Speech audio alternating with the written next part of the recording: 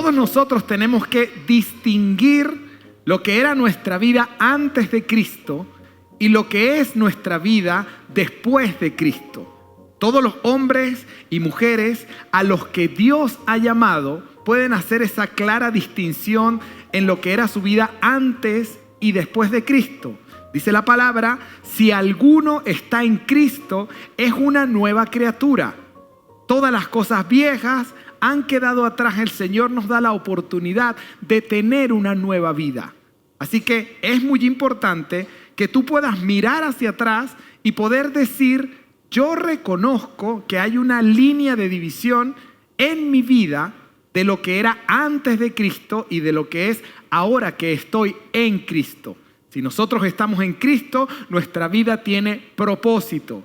Él nos ha llamado para hacernos entender que somos más que vencedores, que avanzamos y que en la medida que vamos avanzando, el Señor va fortaleciendo nuestras palabras, cada uno de nuestros pasos, nos ayuda a ser de impacto y de influencia. Cada uno de nosotros tiene un propósito en Cristo Jesús.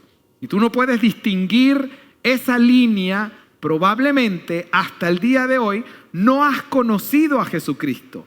Pero si tú has conocido a Jesucristo, claramente debe haber una línea entre lo que era tu vida antes de Cristo y de lo que es tu vida ahora que estamos en Cristo. ¿Estamos de acuerdo hasta acá?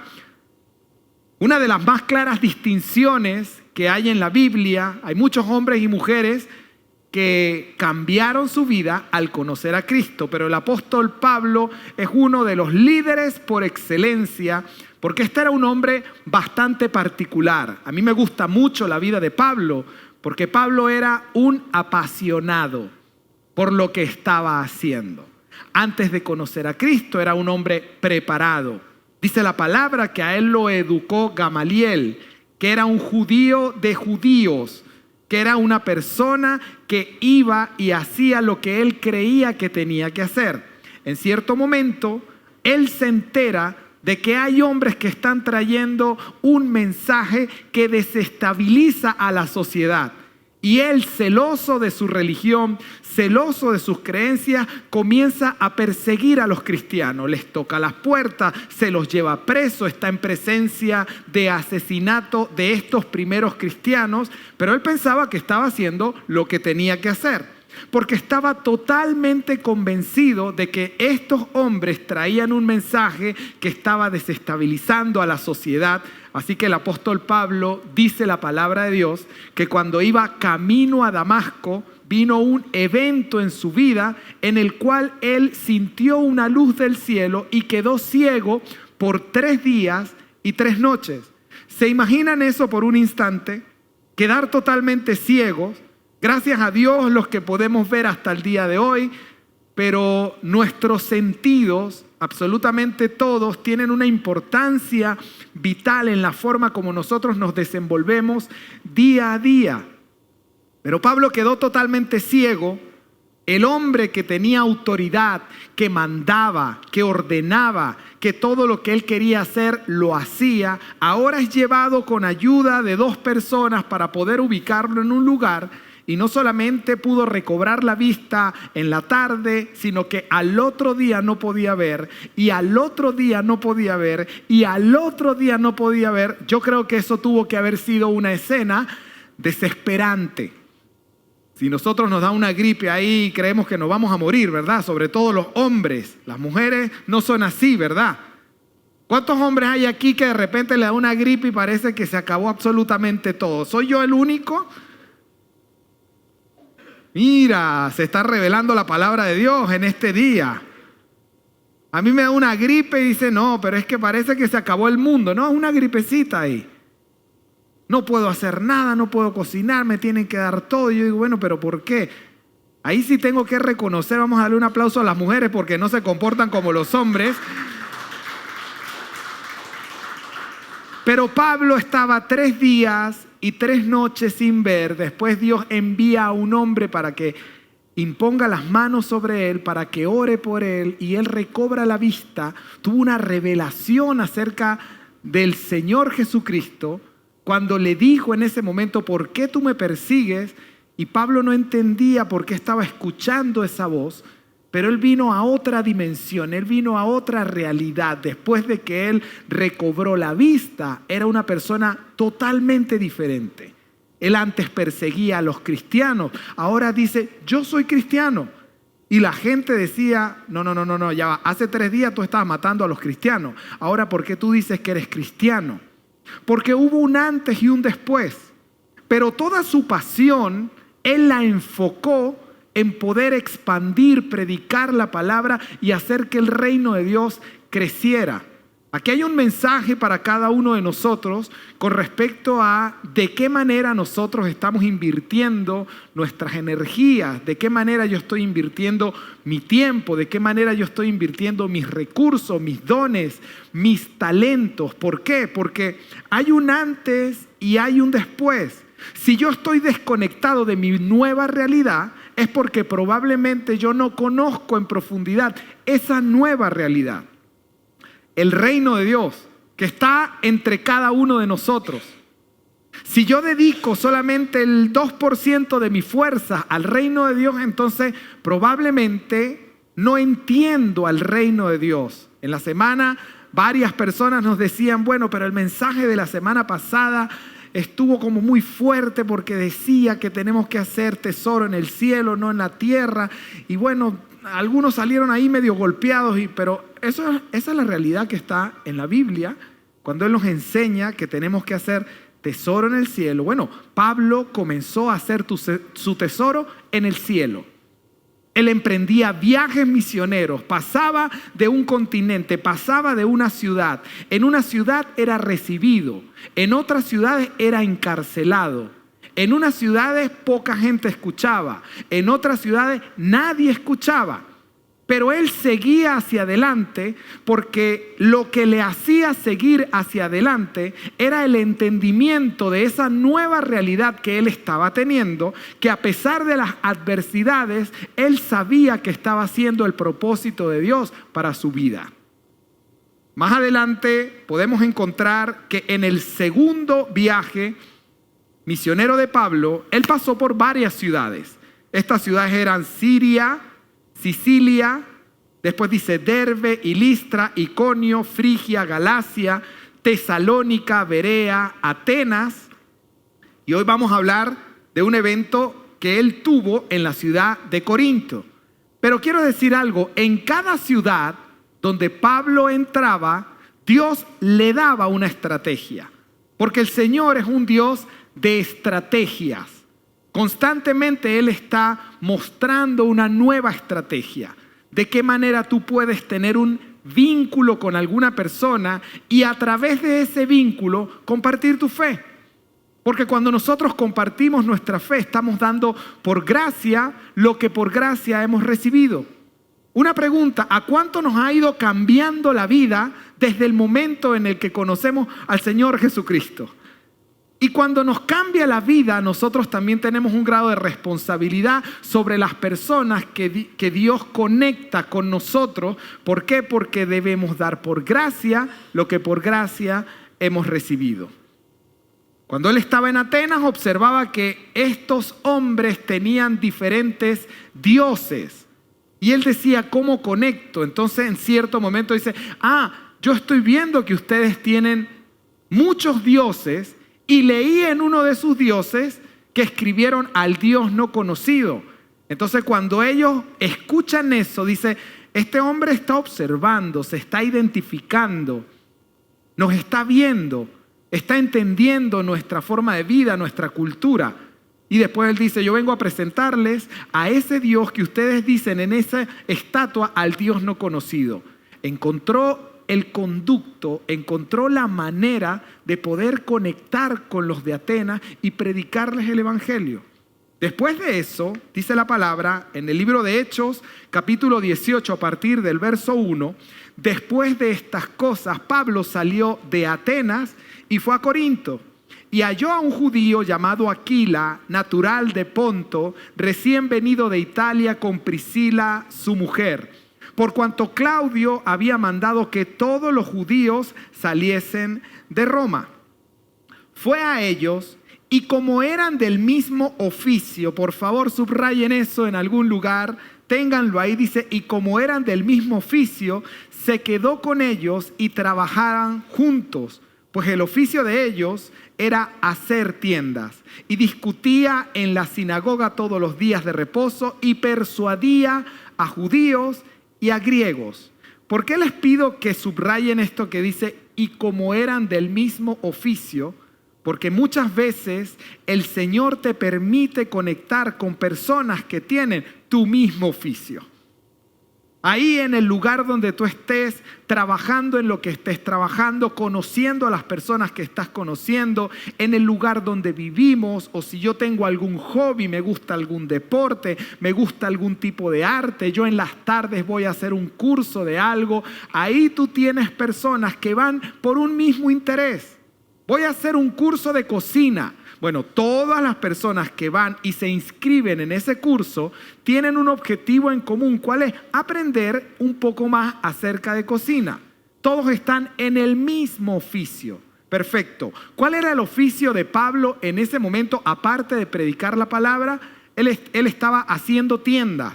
Él estaba diseñando, confeccionando algunas carpas, y dice la palabra más adelante, y cuando Silas y Timoteo vinieron a Macedonia, Pablo estaba entregado por entero. En el verso 3, la lámina anterior, dice la palabra, fue a ellos y como eran del mismo oficio, se quedó con ellos y trabajaban juntos, pues el oficio de ellos era hacer tiendas. Y discutía en la sinagoga todos los días de reposo y persuadía a judíos y a griegos. Y cuando salió Silas y Timoteo, vinieron a Macedonia, Pablo estaba entregado por entero a la predicación de la palabra, testificando a los judíos que Jesús era el Cristo, pero oponiéndose y blasfemando esto, les dijo, sacudiéndose los vestidos, vuestra sangre sea sobre vuestra propia cabeza, yo limpio, desde ahora me iré a los gentiles. Estos versículos son claves en lo que hoy vamos a aprender. Terminamos diciendo, y saliendo de allí, se fue a la casa de uno llamado Justo, temeroso de Dios, la cual estaba junto a la sinagoga. Y Crispo, el principal de la sinagoga, creyó en el Señor con toda su casa, y muchos de los corintios, oyendo, creían y eran bautizados. Entonces el Señor dijo a Pablo en visión de noche, no temas, sino habla y no calles, porque yo estoy contigo. Y ninguno pondrá sobre ti la mano para hacerte mal, porque yo tengo mucho pueblo en esta ciudad. Qué palabras tan poderosas. Yo puedo deducir lo que yo siento cuando leo estas líneas.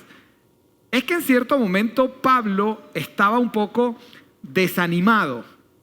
Desanimado porque muchas veces uno tiene ciertas expectativas de lo que puede llegar a ocurrir, pero no es así. Pablo predicaba en un lugar y lo escuchaban, vamos bien. Pero predicaba en otro lugar y casi que lo sacaban de la ciudad. Y lo sacaban de la ciudad y lo metían preso y lo golpeaban. Pero llegaba un momento en donde él tenía que volverse a firmar y seguir a otra ciudad y volver a predicar. Y pongan que ellos le predicaban a 100 personas, de las cuales, como dice la palabra, había una familia que escuchó junto a sus hijos. Pero de 100, una familia, estamos hablando que no hay ni un 5%, ni un 10% de los oyentes acataban el mensaje, lo recibían y respondían al mensaje. Sin embargo, Pablo tenía que seguir haciendo lo que tenía que seguir haciendo. ¿Qué convicciones pueden llegar a haber en una persona para, a pesar de tanta adversidad, tanto desánimo, en cierto momento sentirse agotado y sin fuerza, sin embargo, seguir adelante? Pero es que cuando tú sabes que es el Señor el que te envía a hacer algo, a pesar de que todo lo que tú ves a tu alrededor pueda llegar a ser adverso, tú sigues adelante. ¿Por qué? Porque es Dios el que te está enviando. Aquí dice, en esta escritura, que en cierto momento Él está predicando y que las personas estaban burlándose de él, estaban oponiéndose al mensaje. Y llega un momento en donde él dice, quiero decirles algo, yo voy a sacudir mis vestidos, estoy limpio y además de esto quiero decirles que la sangre de ustedes recae sobre sus propias cabezas. Necesito irme a otro lugar. ¿Qué significa esto? La sangre de ustedes recae sobre sus propias cabezas. ¿Alguien me lo puede decir? ¿Alguien que pueda entender este mensaje un poquito enredado? Tú no, Sara, tú sabes, estaba en el primer servicio, Sara.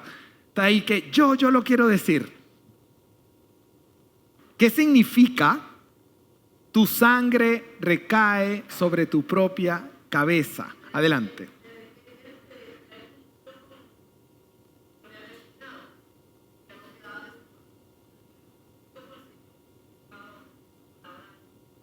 Espectacular. ¿Por qué no le damos un aplauso a ella, por favor, un momentito?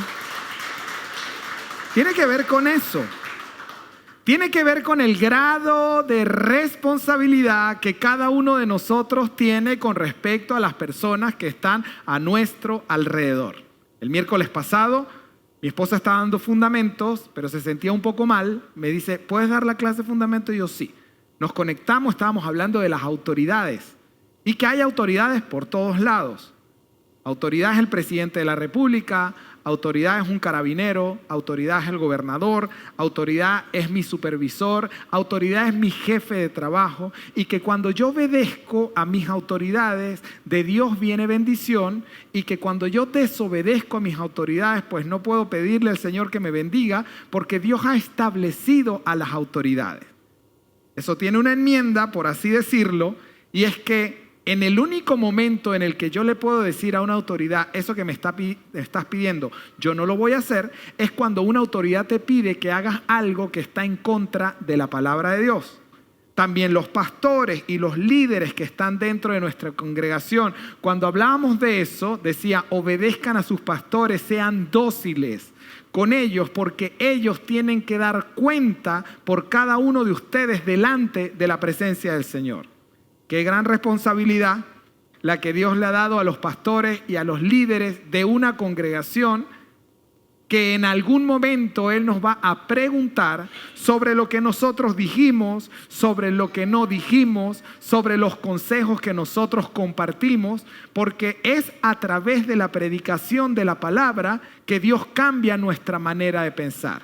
Pero llega un momento en donde uno da una instrucción, y cuando la persona que la recibe la toma, pues es bendecido si esa instrucción viene de la palabra de Dios. Así que yo animaba a todas las personas que estaban en el curso.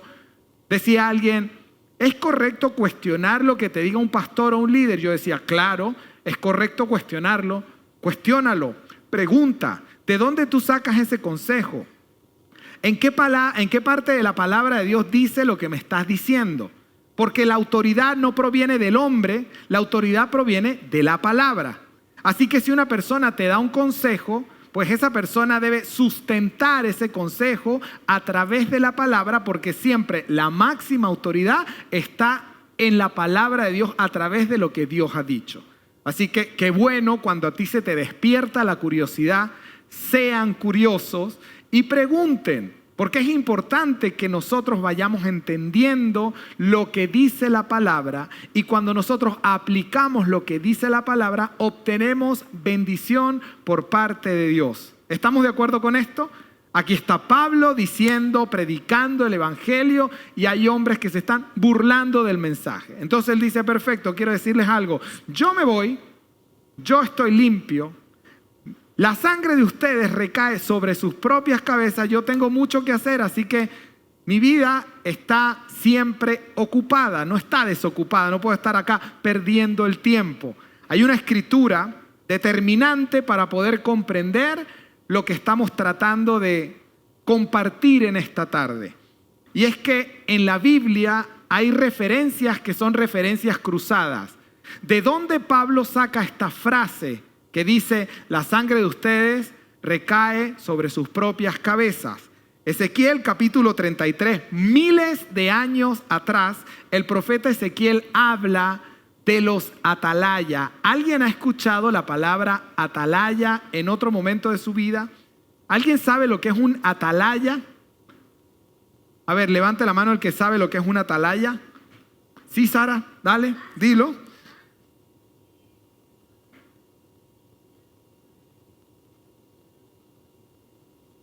Una torre de vigilancia para ver si alguien está llegando. Muy acertado. ¿Qué otra cosa podría significar una atalaya? Una atalaya es una persona que mira, una persona que vigila, un vigilante, por así decirlo. Eso es una atalaya.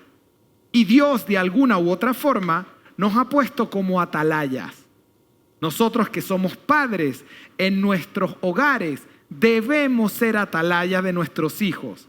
Debemos observar, debemos preguntar. La semana pasada decíamos que tenemos la autoridad para decirle, a ver, Sara, ¿me puedes pasar un momentico el celular? Quiero ver ahí un... No, tranquila, quédate ahí, no te lo voy a revisar.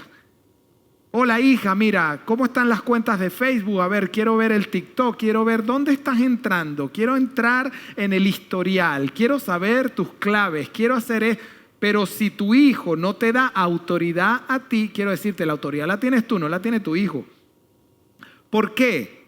Porque nosotros debemos ser atalayas. Porque una de las funciones que nosotros tenemos como padres, sí, es amarlos, pero también es estorbarlos en cierto momento. Si tú no estorbas el camino de tu hijo, cuando tú sientes que ese camino no va por un buen camino, entonces no estamos haciendo nuestra función como padres. Yo necesito estorbar y pedir una explicación porque yo soy una atalaya. Porque cada uno de nosotros somos atalaya, no solamente de nuestros hijos, también de las personas con las que Dios nos permite conectar.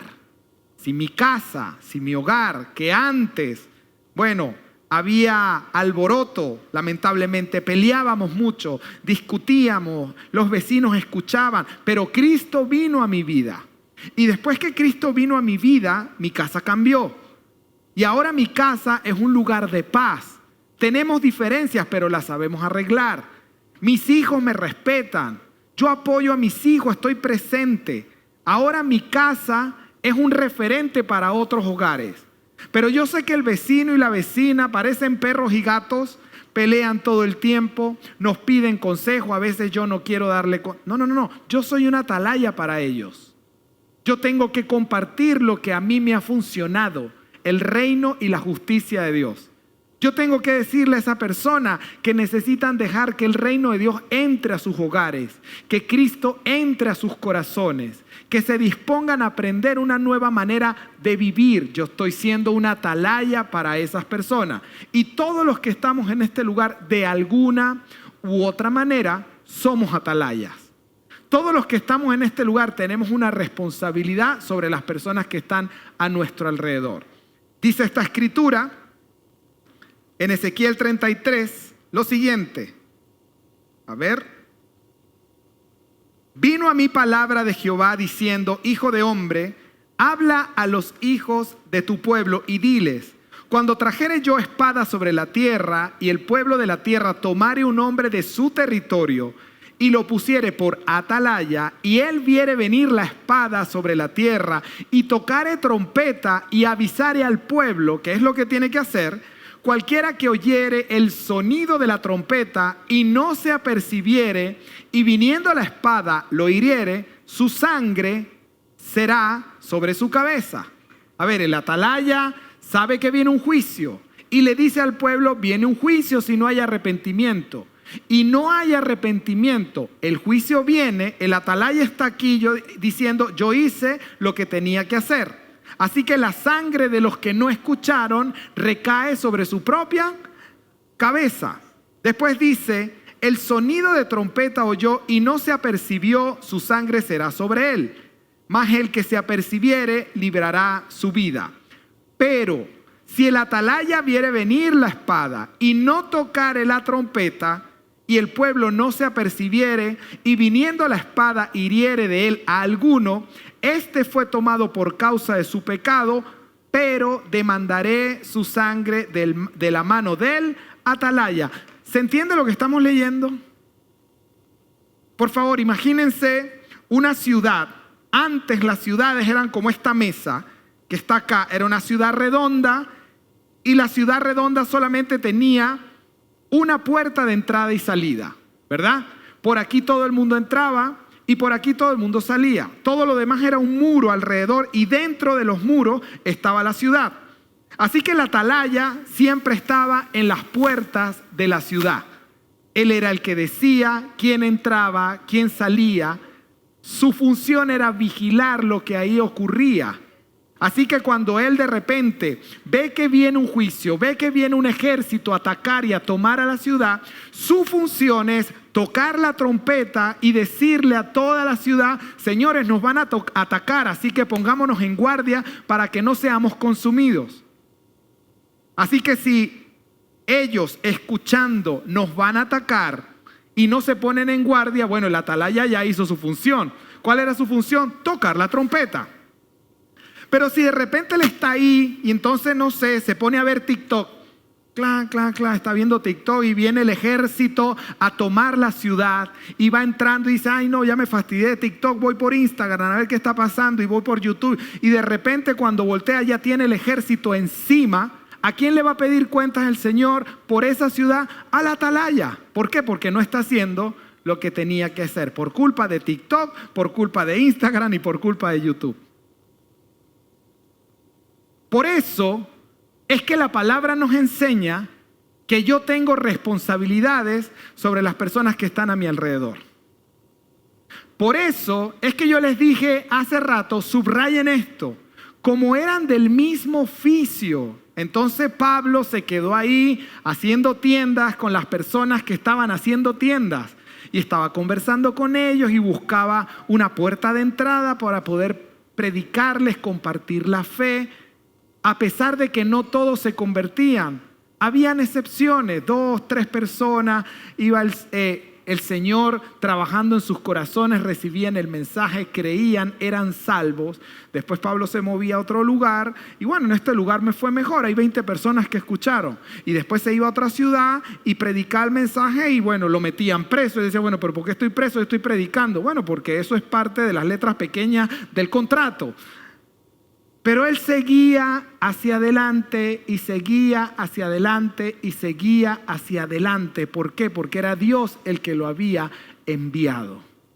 ¿Por qué tenemos este tipo de mensaje en este día? Porque hay momentos de desánimo, hay momentos de temor también. ¿A cuántos en cierto momento le ha dado temor compartir el evangelio? A ver, levantemos la mano. Yo quiero decirle, pero me da miedo realmente. No sé qué decirle, no me siento preparado, no he estudiado, no conozco bien el mensaje central del evangelio. Y lo peligroso de esto es que yo esté acostumbrado a mi forma, a la que tenía antes de conocer al Señor, pero yo solamente entro al reino de Dios y me estoy perdiendo de todas las formas en las cuales yo puedo hacer y conducir mi vida para poder representar correctamente ese reino y que mi vida sea de impacto y de influencia para otras personas. Que cuando ellos me pregunten yo sepa, porque tengo autoridad delegada por el Señor para decirle: mira, yo vivo así por esto, por esto, por esto. ¿Por qué? Porque me he tomado el tiempo para conocer esta nueva realidad. Y en la medida que yo más tiempo invierto para conocer la nueva realidad en la que estamos viviendo, tengo más autoridad para poder predicar, tengo más autoridad para poder compartir, tengo más autoridad para poder ser un embajador del reino de los cielos. ¿Estamos de acuerdo hasta acá? Entonces el Señor le dijo a Pablo en visión de noche: por favor, saca el nombre de Pablo y coloca tu nombre ahí. Entonces el Señor le dijo a Giancarlos en visión de noche. Entonces el Señor le dijo a Armando en visión de noche. Entonces el Señor le dijo a Alvis en la visión en la noche. Entonces el Señor tomó a Jonathan y le dijo, ¿qué le dijo? No temas, sino habla y no calles, porque yo estoy contigo.